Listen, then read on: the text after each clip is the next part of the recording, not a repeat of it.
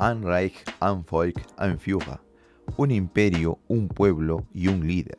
Estas palabras, que no solo trajeron una oleada de fanáticos en Alemania, darían origen a la gran tragedia sucedida en el siglo XX, la Segunda Guerra Mundial. La caída del Tercer Reich en 1945 dejó a sus hijos regados por varias partes del mundo, siendo Sudamérica uno de los lugares favoritos de este éxodo.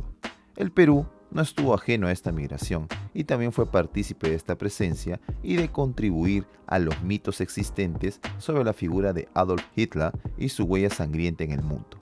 Acompáñenme pues a saber más de esta historia, porque esto es el Quipu de Paul.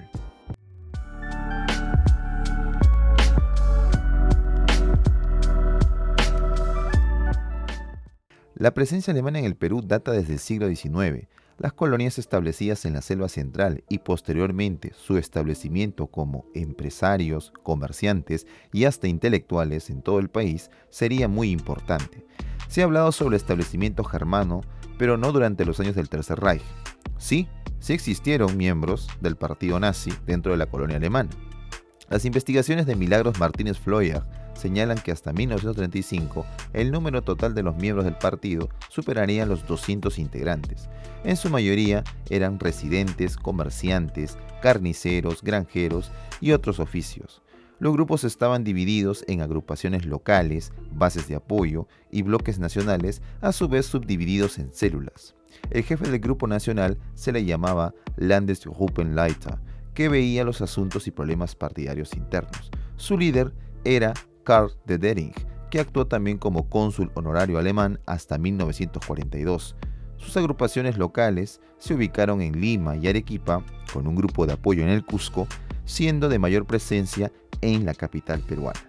El canal principal del partido nazi sería la empresa IG Farben, y difundieron la propaganda política por todo el país las empresas Helbig und Kunze en Pacasmayo, Chiclayo, Argens und Lessel, Piura, Emel und Detzen y Basten en Arequipa y Cusco, y finalmente Reutingen y compañía en Ica. A pesar de la adhesión de varios alemanes residentes, así como de austríacos y suizos, no podemos generalizar que existió un masivo apoyo a la ideología nacionalsocialista. Muchos migrantes, tanto partidarios y no partidarios, serían afectados después en los años 40 por la política represiva del gobierno de Manuel Prado Ugarteche, abiertamente aliado de los Estados Unidos, durante, por supuesto, la guerra. Varios alemanes y japoneses serían enviados a campos de internamiento, deportados, embargados e incluso atacados por la ciudadanía en las calles. Al concluir la Segunda Guerra Mundial, varios de los partidarios nazis buscaron librarse de la justicia y de enterrar sus acciones. Las rutas de escape, conocidas como Rat Line o Ruta de las Ratas, fijadas en Italia y España principalmente, bajo la protección de la inteligencia norteamericana, la Cruz Roja y el Vaticano, consiguieron ser puntos de fuga de varios criminales con destino a diversos países, siendo los de mayor recepción Argentina, Brasil, Chile, Paraguay y en menor escala el Perú. Siendo así, podemos resaltar a estos vecinos, entre comillas, que vivieron entre nosotros, algunos dentro de grandes círculos de poder o vinculados a elementos intelectuales, y otros con episodios más de novela dentro de la ciudad de Lima. Wilhelm y Edith Vaupel. El matrimonio Vaupel llegó a Lima en los años 20. Wilhelm Vaupel, militar veterano de la Primera Guerra Mundial, fue contratado como instructor militar del ejército peruano durante el oncenio de Leguía. Su esposa Edith se lograría relacionar en los ciclos académicos debido a que estudiaría el doctorado en Ciencias Políticas y Económicas en la Universidad de San Marcos, graduándose en 1929 con la tesis Causas del fracaso económico del bolchevismo. Con la caída de Leguía en 1930, el matrimonio Vaupel retornó a Alemania y Edith trabajaría en el famoso Instituto Iberoamericano. La adhesión de ambos al partido nazi en 1934 y el nombramiento de Wilhelm Vaupel como director del Instituto Iberoamericano convirtió a aquel en un difusor de la política cultural del Tercer Reich hacia América Latina. Lo que se buscaba, según el historiador Ricardo Pinto Basurco, era formar jóvenes latinoamericanos para que estos después repliquen la ideología nazi en sus respectivos continentes. Edith Faupel sería entusiasta tertuliana en círculos de estudiantes peruanos, acogiendo a varios de ellos en sus estudios en Alemania. Jorge Basadre señala el desmesurado amor de Edith Faupel por el Perú y el decisivo apoyo a estudiantes, en ocasiones sin pedir nada a cambio, consiguiendo ayudas económicas, hogar y protección dentro del territorio alemán. Finalmente, cuando las tropas soviéticas tomaban Berlín, el matrimonio Faupel acabaría con sus vidas el 1 de mayo de 1945. Friedrich Schwendt, comerciante de sus inicios en Alemania, consiguió administrar una gran fortuna al casarse con la sobrina del barón von Neurath, ministro de Hitler, y se enlistaría en las SS en los años 30. Su habilidad con los números le valió ser parte de la Operación Bernhardt, que consistió en la falsificación de millones de libras esterlinas para quebrar la economía inglesa. Sería pagador con el alias del Dr. Fritz Wendig y operaría desde un castillo en el norte de Italia.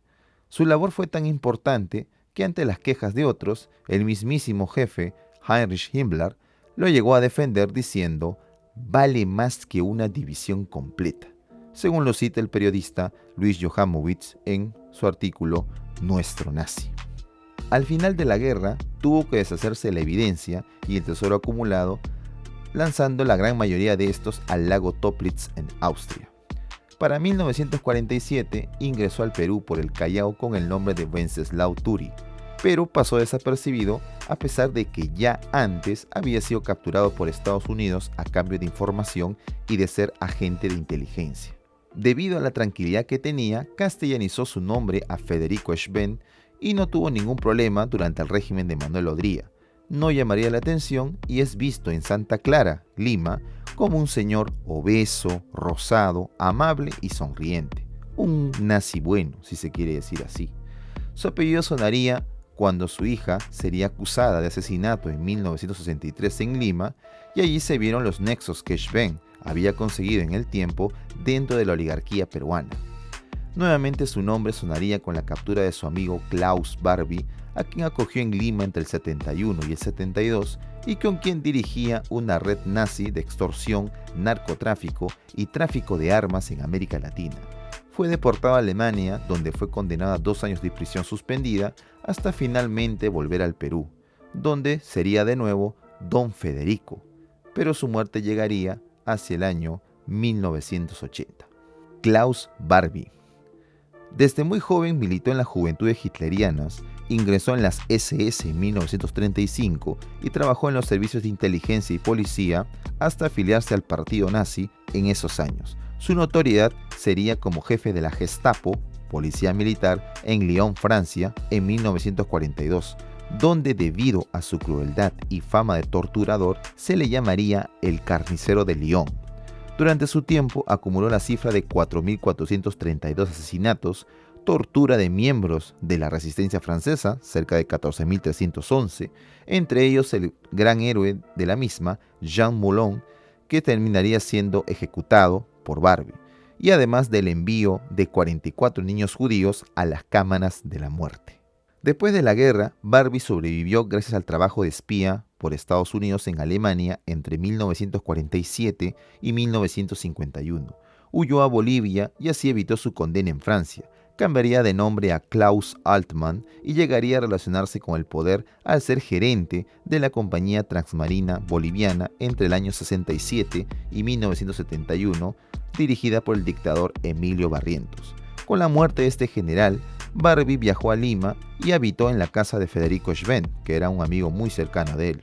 Según la periodista Sofía Goldenberg, Barbie fue delatado por el empresario Luis Banchero Rossi y Herbert John al firmar una carta dirigida al cazador de nazis Serge Klarsfeld. Este hecho, también para el historiador Nelson Manrique, sería la sentencia de muerte de Banchero, que sería asesinado el 1 de enero de 1972, siendo este uno de los crímenes más sonados en Lima y cuya conclusión dejó más dudas que certezas. Finalmente, la primicia la traería el periodista francés Albert Brown, que no solamente entrevistaría a Barbie, sino le tomaría fotos en la mismísima Plaza San Martín, pues este se negaba a ser el famoso carnicero de Lyon. Su fotografía hizo que los Klarsfeld lleguen a Lima para capturarlo, pero este volvería finalmente a Bolivia, según Nelson Manrique, con apoyo del general Pedro Richter Prada, jefe de inteligencia del gobierno militar de Velasco Alvarado. Tiempo después sería protegido por varios dictadores bolivianos como Hugo Banzer y Luis García Meza Tejada, mezclándose con el más alto poder y dirigiendo extorsiones, asesinatos, torturas contra diversos opositores del régimen, organizando incluso grupos paramilitares como los famosos Los Novios de la Muerte, con diversos escándalos de corrupción y drogas. Sería finalmente deportado a Francia en 1982 y juzgado en 1987, donde fue sentenciado a cadena perpetua por crímenes contra la humanidad, de los cuales nunca se arrepintió y murió de leucemia en prisión en 1991. Paul Werner. Quizás este es un caso muy particular. El diario El Comercio del 10 de marzo de 1962, una noticia incluso replicada en el 2022 por el periodista Carlos Batalla, narra la historia de un sujeto ex miembro de la Gestapo que ingresó al Perú con 3 nombres: Werner Raúl Reich, Frank Müller y Paul Werner, hacia el año 1948 en pleno régimen de Odría. Su discreción le permitió abrir una agencia de publicidad y estar cerca de las empresas pesqueras, según cuenta el diario. Es ahí donde Werner, al trabajar en una agencia pesquera, se enamoró perdidamente de su secretaria. Le pidió matrimonio incluso más de una vez, pero le dijeron un rotundo no. Bastante tóxico el nazi, ¿no? La mujer renunció y empezó a trabajar de aeromoza, obviamente para alejarse de este hombre loco, pero el hombre no le dejaría tranquila hasta llegaría a amenazarla de muerte si no se casaba con él. La chica finalmente se casó con un empresario y se fue para México. El hombre, obviamente, desesperado por información, se llegaría a cortar el dedo índice de la mano izquierda y la envió en una caja de fósforos a los familiares de la mujer como una especie de prueba de amor y, por supuesto, amenazando con matarse. Las cartas amenazantes acosaron continuamente a la familia de la mujer hasta que fueron denunciadas a la policía, que también terminó recibiendo cartas donde explicaban pues su difícil situación amorosa. A pesar de la búsqueda de la policía, Werner, o como se llame, había fugado del país y nunca más se supo del loco enamorado nazi. Qué feo que es el amor de un nazi, ¿no? Qué miedo. Adolf Hitler.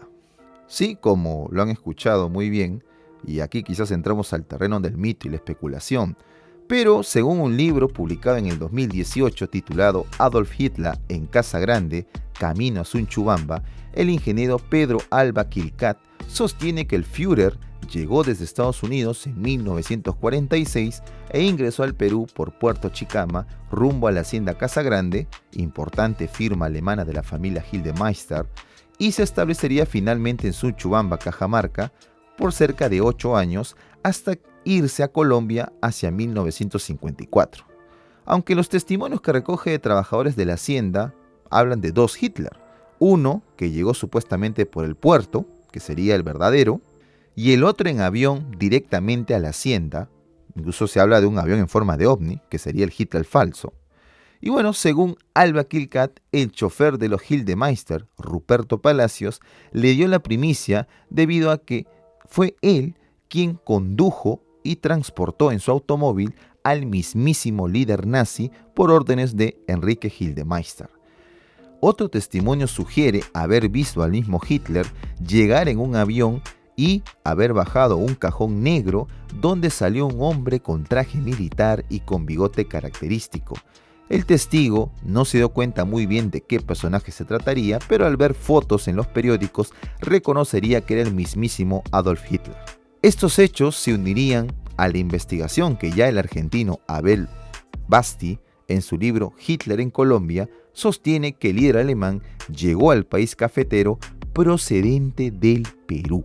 Los testimonios son diversos y confusos y ambos coinciden en verlo solo una vez. Lo que sí podemos afirmar es que quizás la difusión rápida del mito popular y convertido finalmente en tradición en Casagrande y Sunchubamba le dio una cierta identidad Tal que incluso en este poblado último hay varios lugareños que llevan el nombre de Hitler como parte de sus características. Finalmente queda claro que muchos nazis, sean científicos, intelectuales, políticos o criminales, fueron usados por varios gobiernos en su propio beneficio. El Perú no fue una tierra de nazis, pero algunos de ellos dejaron una huella en el imaginario popular, donde pasaron de ser gente común que compraba el pan, como en el caso de Schwen, a llegar incluso a pensar de la presencia de Hitler en los mismísimos Andes peruanos. Por supuesto que hay también personajes pintorescos en nuestro país, como lo fue Jorge Poyorhilk, el nazi peruano, a quien yo recuerdo ver gritando en el cruce de la avenida Angamos con San Felipe en Surquillo, o quizás de ver nazis arios andinos o neonazis que intentaron llegar a la alcaldía y que consiguieron escribir su partido sorprendiendo a la OMPE, o de un Hitler venciendo en elecciones a un Lenin en una alcaldía lejana en el departamento de Ancash. Una noticia que pues finalmente dio la vuelta al mundo. No sé si reír o llorar por eso, pero bueno, al final el Perú es un meme. Por supuesto, fuera de lo anecdótico, debemos recordar siempre que fue una sangrienta etapa para la humanidad y obviamente que las muertes no dan risa y el racismo y la violencia mucho menos. Depende de nosotros que solamente queden como anécdotas y no únicamente como apologías que solo generarían división y más problemas en la memoria de todas las personas. Bueno, ha sido muy interesante compartir con ustedes este video, que me he divertido bastante haciéndolo, y recuerdo bastante una cita de un compañero de universidad que recuerda mucho porque él vivía en Chosica, que él comentó que supuestamente cuando él estaba en pleno desfile, porque aquí en Lima se acostumbra pues desfilar en fiestas patrias, y habían unos ancianos que se sentaban a mirar pues el desfile, unos ancianos incluso colorados, ¿no? Blancos, con barba larga, como si fuera un Papá Noel, y se reían, ¿no? Mirando cómo desfilaban pues los peruanos. Una vez él se acercó a uno de estos señores y le preguntó qué hacía o de dónde venía, porque parece que la mayoría de los pobladores decían de que él era alemán, ¿no? Y él dijo algo que se me quedó a mí cuando el compañero me lo dijo: nunca sabrán lo que le pasó a Hitler, ¿no? Y decían que se fue riendo incluso después de eso. Bueno, esas y otras anécdotas que hemos ahora contado y conocemos pues de la presencia de los nazis en el Perú. Y bueno, espero que el video les haya agradado y suscríbanse por favor, compartan el video y bueno, pues recibo sugerencias siempre. Pueden comentarme aquí en la cajita de comentarios todo lo que ustedes deseen. Y bueno, siempre con respeto por supuesto. Nos vemos en otra oportunidad. Un gran abrazo para todos. Auf Wiedersehen, am schönen Wochenende.